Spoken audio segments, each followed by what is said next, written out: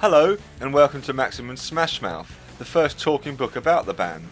It was written and researched by Lang Whitaker, music is by Amanda Thompson, and it is read by Nancy McLean.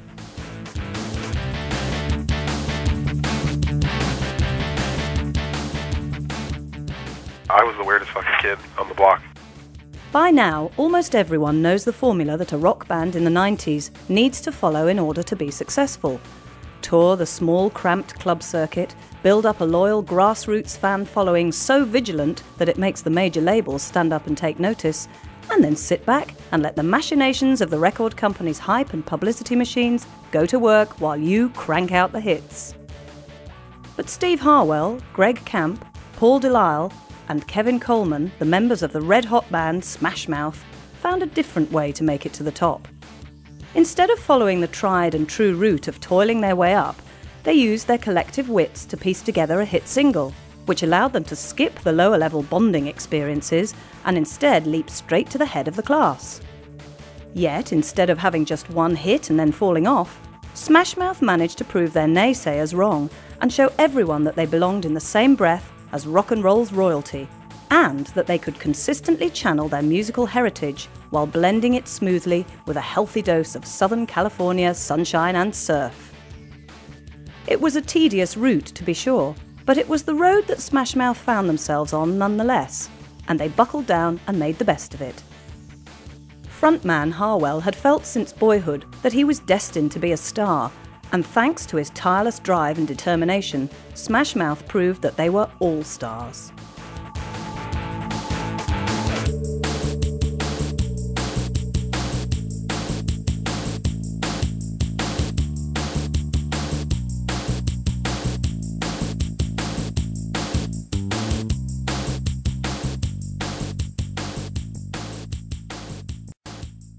I was like a handyman guy, so there was really nothing I couldn't do. I might not have done it perfect, but I could do pretty much anything. But I've been a mechanic, I've been a painter, I've been a car painter, I've built cars, bikes, landscaping, drove tractors, trucks, everything you can think of. I've dabbled in it, you know. Anything to make money to get our band off the ground. Steve Harwell was born and grew up in the early 70s in the town Asta Clara on America's Pacific coast, where salty breezes and warm sunshine are a constant. As a child, Harwell was addicted to the king of rock and roll, Elvis Presley. He wanted very badly to be Elvis when he grew up, so much so that he became obsessed with the king, running in to watch him on television every chance that he had. Watching the consummate performer really rubbed off on Harwell, whose teachers, while he was in school, constantly told him that he was destined to become an entertainer when he grew up. Back at his house, his grandmother played the piano and, he claims, whistled constantly, giving Harwell a musical background to draw from. One of Harwell's earliest friends was a lad named Kevin Coleman, who also had a musical background of sorts. His uncle had made a living in San Francisco during the 60s as a lighting technician working under Bill Graham, the legendary concert promoter, who booked numerous shows into the legendary Fillmore Theatre, including The Doors and the Grateful Dead. This rock and roll legacy led Coleman to decide that he wanted to be a drummer when he was older, mostly because he thought it would be fun to make as much loud noise as he possibly could.